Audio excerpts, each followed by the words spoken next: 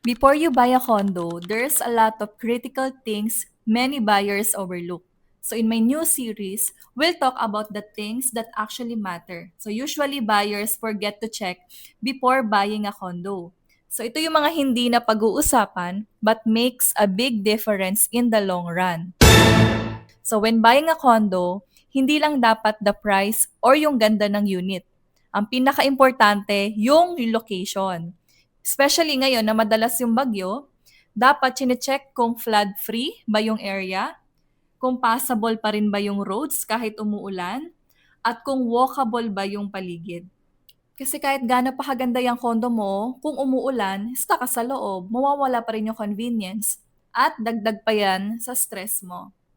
That's why prime location matters. Especially here in BGC, meron tayong tinatawag na water detention center that can store up to 22 million liters of rain shower or equivalent to 8 Olympic size na swimming pool.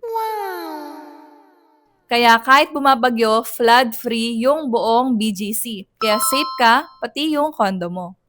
Follow me for part 3. Liters of rain shower